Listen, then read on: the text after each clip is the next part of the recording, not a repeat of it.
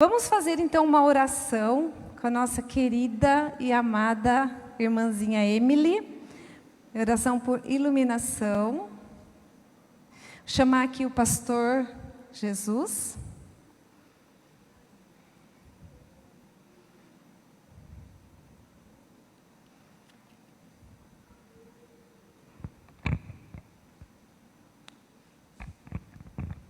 Senhor meu Deus, obrigada pela oportunidade de estarmos aqui hoje. Que o Senhor abençoe a palavra do pastor Jesus e que ela possa tocar no coração de cada um que está aqui hoje, meu Deus. Em nome de Jesus eu oro. Amém.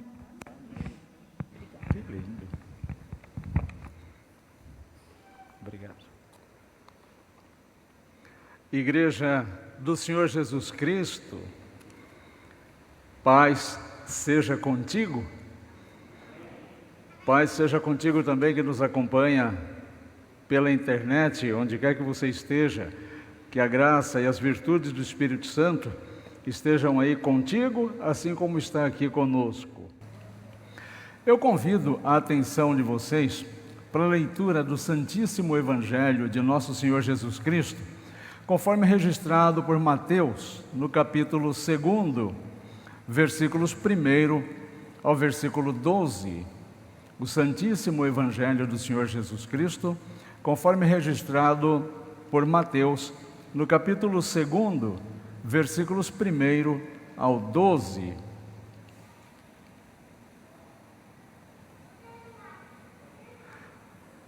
Tendo Jesus nascido em Belém da Judéia, em dias do rei Herodes, eis que vieram os magos do Oriente a Jerusalém e perguntavam: onde está o recém-nascido rei dos judeus? Porque vimos a sua estrela no Oriente e viemos para adorá-lo. Tendo ouvido isso, alarmou-se o rei Herodes e com ele toda a Jerusalém. Então, convocando todos os principais sacerdotes e escribas do povo, indagava deles onde o Cristo deveria nascer. Em Belém da Judéia, responderam eles, porque assim está escrito por intermédio do profeta: e tu, Belém, terra de Judá, não és de modo algum a menor entre as principais de Judá, porque de ti sairá o guia que há de apacentar o meu povo, Israel. Com isto, Herodes, tendo chamado secretamente os magos, inquiriu deles com precisão quanto ao tempo em que a estrela aparecera. E enviando-os a Belém, disse-lhes: ide informar-vos cuidadosamente a respeito do menino, e, quando tiverdes encontrado, avisai-me, para eu também ir adorá-lo. Depois de ouvirem o rei, partiram, e eis que a estrela que viram no Oriente os precedia, até que, chegando, parou sobre onde estava o menino. E vendo eles a estrela, alegraram-se com grande e intenso júbilo. Entrando na casa, viram o menino com Maria, sua mãe. Prostrando-se, o adoraram e, abrindo seus tesouros, entregaram-lhe suas ofertas, ouro, incenso e mirra. Sendo por divina advertência prevenidos em sonho para não voltarem à presença de Herodes, regressaram por outro caminho à sua terra. Que Deus nos abençoe na meditação da sua palavra. Quero conversar hoje com vocês a respeito deste tema. Deus que se mostra, mas que é pouco percebido. Que dificilmente é percebido, que é pouco notado, mas que se manifesta assim mesmo. E quero desse texto, com tanta informação, destacar somente dois aspectos e a partir desses dois aspectos unicamente, construir com vocês um raciocínio para tentar entender como é que Deus se manifesta na tua vida, na minha vida, na nossa vida. Nós temos aqui dois grupos de pessoas. Quero começar falando do grupo de religiosos que estava em Jerusalém. religiosos, digamos assim, profissionais da religião, pessoas que estavam envolvidas com a religião, mas que, se fosse num conceito moderno, nós diríamos que este grupo religioso estaria sofrendo de uma coisa chamada cegueira institucional. Eram religiosos, eram praticantes, mas a religião já não produzia em seus corações nenhuma novidade de vida, não produzia em seus corações nenhuma alegria, não produzia em seus corações nenhum alvoroço, nenhum arrepio, nenhum contentamento, nenhum assombro com o sobrenatural. Eles eram simplesmente religiosos, muito instruídos, aliás, diga-se de passagem, porque no momento da dúvida, Herodes chama este grupo religioso, e os religiosos profissionais, eles sempre são consultados, né? Sempre são consultados. O que você pensa sobre tal coisa? Assim foi com Herodes, esse grupo de religioso que ficava em Jerusalém. Guardem essa informação. Eles ficavam em Jerusalém. E Herodes, preocupado com a notícia de que havia nascido um menino que seria o rei dos judeus. Por que a preocupação de Herodes? Porque Herodes não era um líder natural. Herodes, ele não era um judeu puro. Herodes, ele tinha o sangue misturado. Os seus pais, um dos seus pais era idumeu. Então ele não era aceito bem pela população, porque não era um judeu puro. E assim, então, Herodes ficava preocupado. Poxa, mas se nascer um judeu puro que seja reconhecido como rei, o meu reinado aqui começa a sofrer aí uma insegurança. A população, que já não me vê com muita popularidade, com os bons olhos, pode se levantar, se revoltar contra mim. Então chamou o grupo de religiosos profissionais. Onde é mesmo que deveria nascer esse menino que estão dizendo ser o próximo rei dos judeus? O religioso profissional, ele tem as informações aqui, e foi rapidamente dada a Herodes. Está escrito, o profeta disse um dia que o rei dos judeus deveria nascer em Belém. E repetiram ali a profecia do profeta Miqueias. Então veja que o religioso, ele sabe das coisas. O religioso profissional tem conhecimento de Deus. Para o religioso profissional, Deus também se manifesta. São aquelas pessoas que têm conhecimento de Deus, mas está aqui só, não está aqui. E por não ter descido para cá, não faz uma transformação aqui. Não gera uma novidade de ações, de atitudes, de comportamento. São só religiosos e vão vivendo assim um dia de cada vez, mais ou menos como a história daquele anfíbio da rã que foi colocado na água, e a água foi ligada, teve o fogo ligado, e a água foi sendo aquecida, e como aquele animal, o sangue dele é sangue frio, ele aquece junto com a água, e a água foi se aquecendo, e ele não percebeu, até que morreu cozido, porque não percebeu a fervura da água. Assim, o religioso profissional, ele tem o conhecimento intelectual de Deus, mas não se envolve espiritualmente com as coisas de Deus. Eles estavam em Jerusalém, e eu falei isso já 3 vezes, que eles estavam em Jerusalém, porque eu quero contrapor este grupo com outro grupo, que em algumas traduções, como as que nós lemos aqui, os anuncia como magos. Algumas outras traduções os anunciam como sábios. De qualquer forma, eram estudiosos, astrônomos hoje nós diríamos, que tendo conhecimento também intelectual a respeito do nascimento de Jesus e da história do povo judeu, saiu de muito longe, seguindo o anúncio, a manifestação de Deus a respeito do nascimento de Jesus, e saíram do seu lugar comum e se colocaram a caminho na busca de uma experiência com essa manifestação de Deus. E assim eles caminharam com certeza muitos dias. Quantos eram os sábios, os magos? Quantos? 3. A Bíblia não fala, né, que são 3, que eram 3.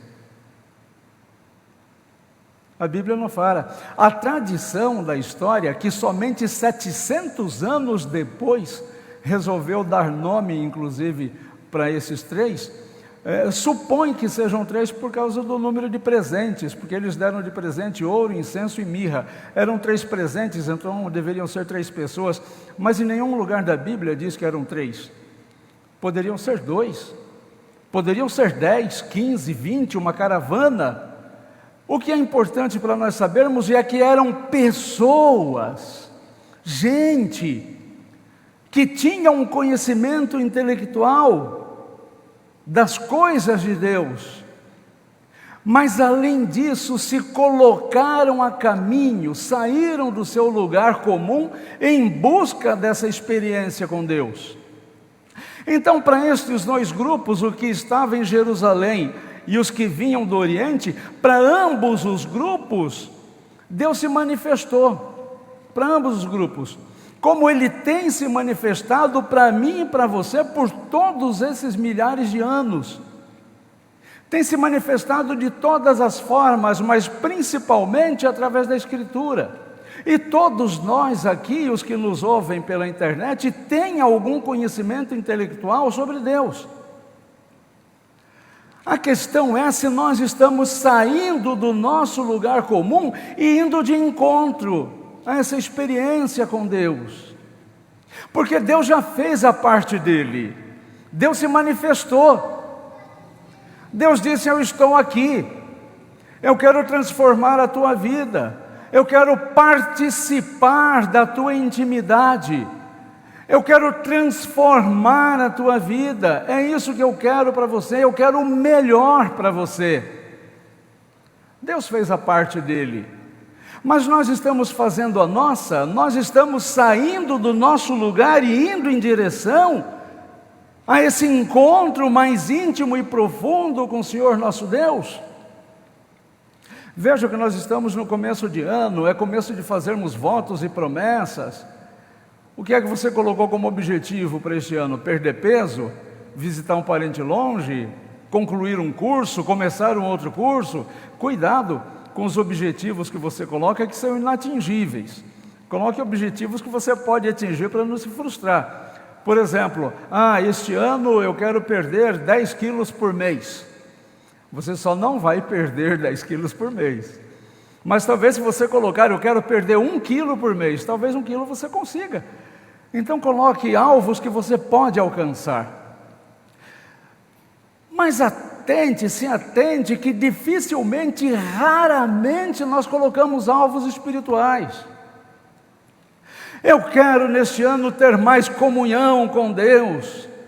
Eu quero melhorar a minha saúde espiritual. Eu quero sair do meu lugar comum e caminhar em direção a esse Jesus que foi anunciado, que é real, que é histórico, que nasceu para a minha salvação, para a transformação da minha vida.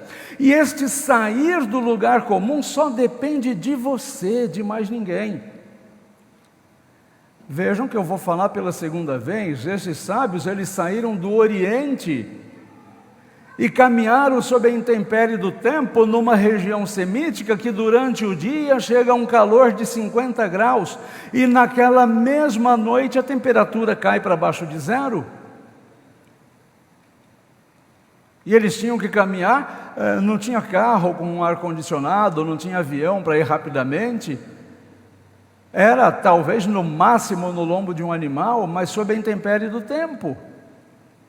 E mesmo assim eles persistiram durante toda a viagem sem desistir. A nossa viagem em direção a Deus vai ser cheia de intempéries também. Mas quando nós nos colocamos persistentemente em direção a Deus, Deus cuida da nossa viagem, Deus cuida da tua viagem, da tua peregrinação nesta vida. Assim como cuidou da peregrinação do povo no deserto, que por ser durante o dia uma temperatura de quase 50 graus, ele providenciou uma nuvem para fazer sombra para aquelas pessoas caminharem. E à noite, quando a temperatura cai para baixo de 0, ele providenciou uma coluna de fogo para iluminar aquelas pessoas.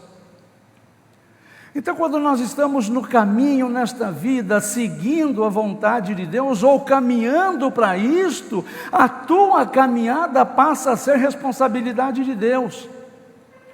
Os teus problemas passam a ser problemas de Deus. As tuas lutas passam a ser lutas de Deus. Mas quando você não ouve com o coração e com a vida este manifestar de Deus, então você está por conta própria. Eu falei que o pessoal que veio do Oriente fez uma caminhada longa de dias até chegar ao menino. E eu falei algumas vezes dos religiosos que estavam em Jerusalém. Sabe qual a distância de Jerusalém para Belém? Alguém faz ideia da distância de Jerusalém até Belém? Eu estou contrapondo que os magos do Oriente viajaram dias para chegar até onde Jesus havia nascido. Os religiosos de Jerusalém, que sabiam onde Jesus iria nascer, estavam distantes de Belém apenas 9 quilômetros.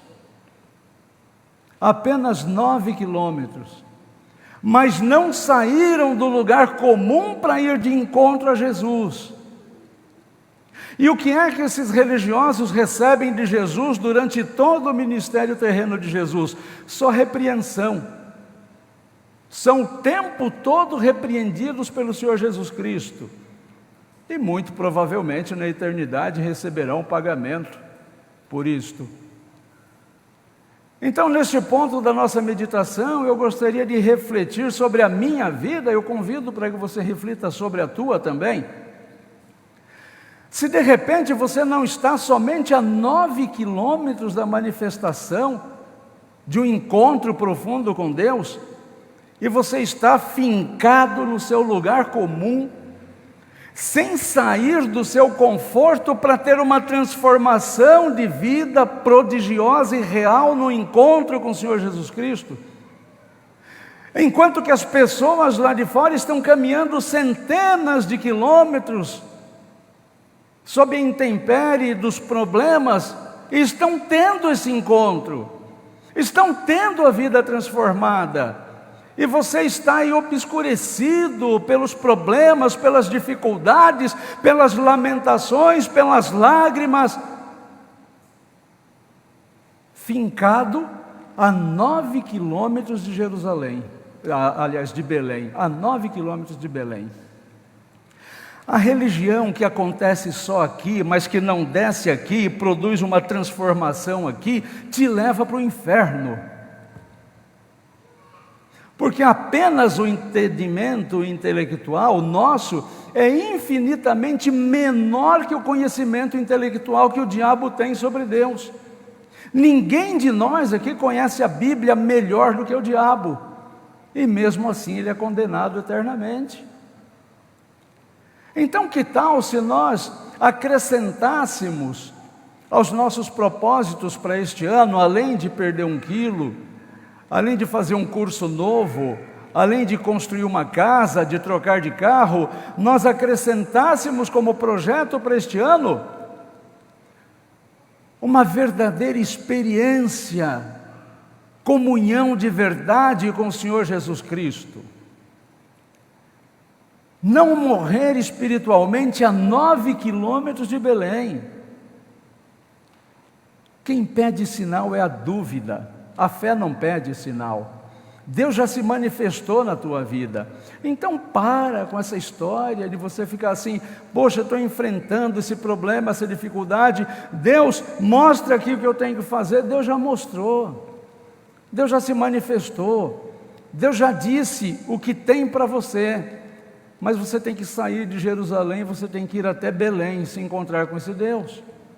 Essa é a sua parte. Essa é a sua parte na aliança, essa é a sua parte nesse processo de crescimento e de libertação. Então, para este ano, eu quero convidar você a ter diversas experiências profundas com o Senhor Jesus Cristo, de verdade. Um conhecimento que não fique só aqui, mas que desça para cá e transforme-se em atitude, em comportamento. A boca fala do que o coração está cheio. E permitam aqui, sim, eu fazer aqui pegar uma carona no contexto social. Eu vejo inúmeros cristãos,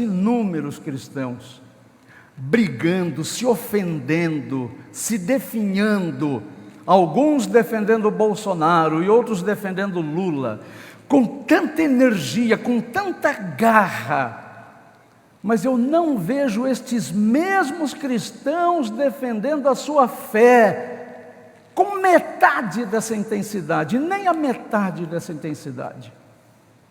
Usando as redes sociais para brigar, para caluniar, para se agredir, defendendo duas pessoas que estão pouco se lixando se você existe ou não, mas não se empenha o mesmo esforço para defender a sua fé e se manifestar. E quando eu digo manifestar a fé, não é só compartilhar figurinha com versículo, não, isso não é nada, isso é só compartilhar uma figurinha com versículo.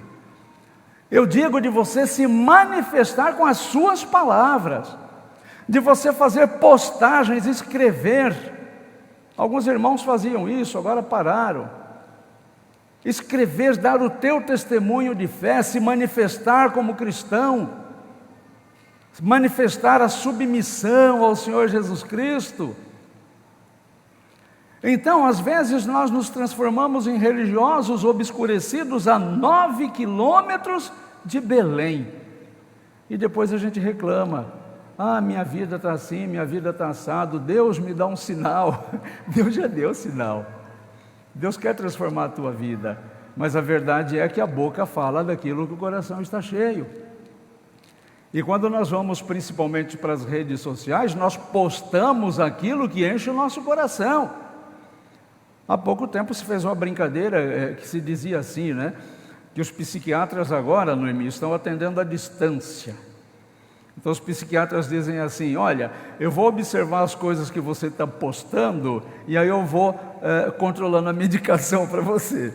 Dependendo do que você medica, eu mando aumentar a medicação ou mando diminuir a medicação conforme as suas postagens. Quase que dá para fazer isso, hein? Porque Jesus foi muito sábio quando disse: a boca fala do que o coração está cheio. Nós poderíamos contemporizar essa expressão de Jesus e dizer: nós postamos aquilo que enche o nosso coração, do que o nosso coração está cheio. Então termino aqui, meus pacientes e queridos irmãos, fazendo esse desafio, que nós possamos enxergar esse Deus que se manifesta constantemente nas nossas vidas, mas que nós notamos tão pouco, que nós possamos aproveitar as oportunidades para termos comunhão profunda e real com Deus. Nós sabemos o que fazer, eu sei o que fazer, você também sabe, não precisa que ninguém lhe diga, não precisa que o pastor chegue aqui e diga para você o que você tem que fazer, você sabe, eu sei, nós sabemos. A questão é que nós só temos que escolher: ou nós vamos caminhar do Oriente, uma caminhada difícil ao encontro do Senhor Jesus Cristo, ou nós vamos ficar fincados em Jerusalém, a 9 quilômetros de Belém, e sendo criticados pelo Senhor Jesus Cristo. E eu oro a Deus para que a nossa escolha seja mais sábia, porque se nós escolhermos de forma correta, sabe o que vai acontecer? Vem as cenas dos próximos capítulos, e é esta que eu quero que nós vivamos. E as cenas dos próximos capítulos é o que aconteceu com os magos. Depois que os magos adoraram Jesus, o anjo disse para os magos: olha, cuidado, não volta por ali não, que por ali tem o Herodes que quer matar as crianças, que vai pegar vocês e vai torturar vocês para saber onde está a criança. Vai por aqui, esse caminho aqui é mais seguro, esse caminho aqui não tem problema. Não é isso que nós queremos para a nossa vida? Que Deus nos mostre os caminhos? Mas para Deus nos mostrar os caminhos, nós temos que estar em comunhão com Deus. Nós queremos que o Senhor nos diga por onde eu tenho que andar, Senhor, e o Senhor vai dizer. O Senhor vai dizer para você, no teu coração, vai mostrar, olha, vai por aqui você não vai sofrer tanto, por aqui o caminho é mais plano, por aqui os teus problemas têm maiores possibilidades de serem resolvidos, por aqui você vai experimentar maiores vitórias para a tua vida e a vida da tua família. Não vai por aqui não, por aqui tem ciladas, tem escuridão, tem choro, tem traições, tem decepções, tem frustrações. Não é isso que você quer para a tua vida. Vai por este caminho. Não é isso que nós queremos. Mas para nós ouvirmos isso de Deus, nós temos que fazer as escolhas adequadas, caminhar em direção a Deus e não ficarmos fincados em Jerusalém, a 9 quilômetros de Belém. Que Deus abençoe a tua vida, que Deus abençoe a vida de todos nós. Amém?